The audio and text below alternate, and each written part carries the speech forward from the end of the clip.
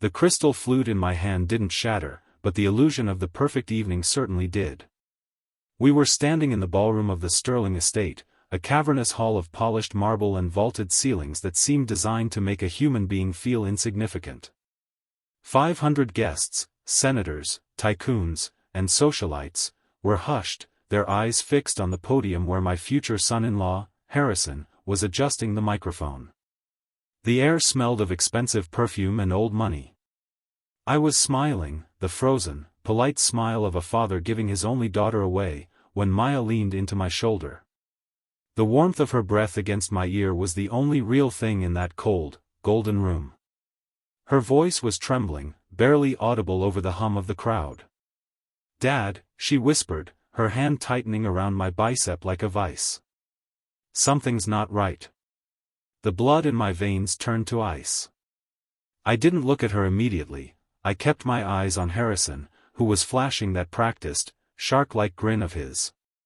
But my mind was already racing, tearing through the last 3 hours, looking for the crack in the facade that my daughter had just spotted.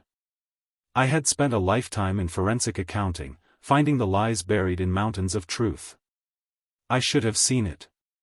But love, or at least the desire to see your child happy, makes you blind. It makes you overlook the jagged edges. Before I go any further, tell me in the comments where you're watching from, because I have a feeling this story is going to resonate with fathers and protectors all over the world. My name is Elias. I'm 58, a widower, and a man who believes that the devil is always in the details. When my wife passed 10 years ago, Maya became my entire universe. We were a team. I raised her to be sharp, to be kind, but above all, to be observant. When she met Harrison Sterling, the scion of a real estate dynasty, I wanted to be happy for her. He was charming, educated, and seemingly devoted. But there was always a low-level hum of anxiety in my gut, a frequency I couldn't quite tune into. The Sterlings were old power. They treated people like me, people who earned their money through labor and logic rather than inheritance, with a distinct, polite disdain. Tonight was the engagement celebration, a gala that cost more than my first house. It was meant to be the merging of two worlds, but from the moment I walked in, it felt more like an acquisition. Harrison's mother, a woman made of steel and hairspray named Victoria, had spent the evening introducing me as Maya's father, never bothering to learn my name. Maya had been glowing earlier. Her dress was a cascade of silver silk, and she looked like a queen. So what had changed? I squeezed her hand gently, a signal we had used since she was a child. "I'm here. Talk to me." "Look at the waiter near the back exit," she whispered, her voice barely moving her lips. "The one with the scar." I shifted my gaze, keeping the motion slow, casual. I saw him. A man in a catering uniform that didn't quite fit, standing too stiffly by the service doors. He wasn't serving drinks. He was watching Harrison. And Harrison, the golden boy, was sweating. It was subtle, a sheen on his upper lip that the stage lights were just beginning to catch. He wasn't looking at his beautiful fiancée. He was looking at the man by the door. "He handed Harrison a note 5 minutes ago," Maya murmured. Harrison read it and shoved it in his pocket. He turned gray, "Dad." And then I saw him look at me. Not with love. He looked at me like I was a life raft. That was the crack. The intuition of a woman who realizes she isn't being cherished, but used. I needed 5 minutes. "Keep smiling," I whispered back. "I need to use the restroom." I slipped away from the front row, moving through the shadows of the ballroom. I didn't go to the restroom. I flanked the room, moving toward the catering prep area. I needed to see who this waiter was. As I passed a cluster of pillars, I saw Victoria Sterling, Harrison's mother, gripping the arm of their family lawyer in a dark corner. They weren't smiling. They were arguing in hushed, vicious tones. I paused, feigning interest in a sculpture, and strained to listen. "Midnight tonight, or the seizure begins," the lawyer hissed. He's making the announcement now, Victoria snapped, her voice shaking with a rage I'd never seen in her public persona. Once the engagement is public and the trust merging is announced, the banks will back off.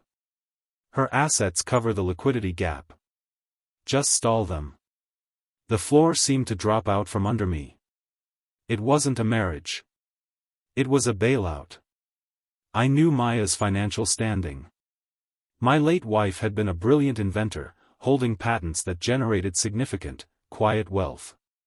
We lived modestly, but Maya's trust fund was massive. The Sterlings weren't just rich, they were over-leveraged. They were drowning in debt, maintaining a facade of opulence while the foundation rotted. They needed Maya's clean, liquid assets to plug the holes in their sinking ship. Harrison wasn't falling in love, he was closing a deal. If this story is hitting you in any way, take a moment to like and subscribe. It truly helps this channel grow and lets me know you want more truth-telling like this. My blood was boiling, a hot, rhythmic thumping in my ears. I wanted to march onto that stage and shatter Harrison's jaw. But violence is the tool of the unprepared. I was a forensic accountant. I didn't use fists, I used facts. I needed proof. I bypassed the kitchen and slipped into the hallway leading to the private study. The door was ajar. Inside, Harrison's jacket was draped over a chair. I stepped in, my heart hammering against my ribs. I checked the pocket. There it was. A crumpled cocktail napkin. Scrawled on it in jagged ballpoint ink, the wire didn't go through. They're seizing the marina at dawn unless you authorize the transfer. Sign the papers tonight. I looked at the desk. There was a leather folder sitting there, open. Prenuptial agreement, it said on the cover. But as I flipped through the dense legal jargon, I recognized the clauses. It wasn't a standard prenup protecting assets. It was a terrifyingly complex restructuring of debt, burying a clause on page 40 that granted Harrison power of attorney over spousal investment portfolios immediately upon the signing of the marriage license, or, in this specific draft, upon the formalized public declaration of union intent, a legal loophole that could freeze her assets in their favor just based on this engagement party's legal filings. They were going to drain her dry before the wedding cake was even cut. I took the napkin. I took the folder. I walked back into the ballroom. The atmosphere had shifted. Harrison was tapping the microphone, the feedback whining through the speakers. The room went silent. "Ladies and gentlemen," Harrison began, his voice smooth, buttery. "Thank you for coming to celebrate the happiest night of my life. When I look at Maya..." He gestured to where she stood. She looked small, isolated, terrified. She caught my eye as I emerged from the shadows. I gave her a single nod. "I know." She straightened her spine. The fear evaporated, replaced by the cold resolve she inherited from her mother. "Stay with me, because what happened next changed everything." Harrison continued, "Maya isn't just beautiful. She is the future of the Sterling legacy. And tonight, as a symbol of our union, we are signing a document that binds our families together, forever." A waiter, a real one this time, brought out a small table and a pen. The crowd cooed. They thought it was romantic. They thought it was a ceremonial marriage license. I knew it was a death warrant for her future. Harrison waved Maya up to the stage. She walked up the stairs, not floating like a bride, but marching like a soldier. She stood next to him. He offered her the pen, his eyes pleading, desperate. "Just sign it, darling," he whispered, his voice amplified by the hot mic he forgot to cover. "For us." I didn't run. I walked. I walked right down the center aisle, the heavy thud-thud-thud of my dress shoes echoing in the silence. "No," I said. It wasn't a shout. It was a statement of fact. The room turned.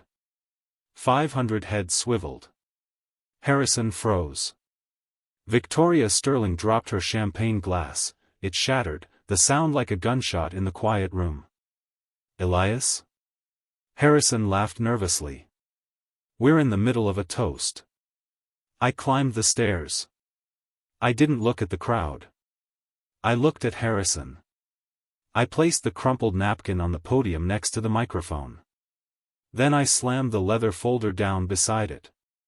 You aren't looking for a wife, Harrison, I said, my voice projecting clearly without the mic, though I leaned into it for the finale. You're looking for a cosigner. The silence that followed was heavy, suffocating. I don't know what you're talking about, Harrison stammered, his face losing all color. I turned to the crowd. The Sterling real estate portfolio is currently $300 million in debt. They are defaulting on the marina property at Dawn. This document, I picked up the folder, isn't a marriage certificate. It's an immediate transfer of liability. He's trying to use my daughter's trust fund to pay off his gambling debts and his father's failed investments. Gasps rippled through the room.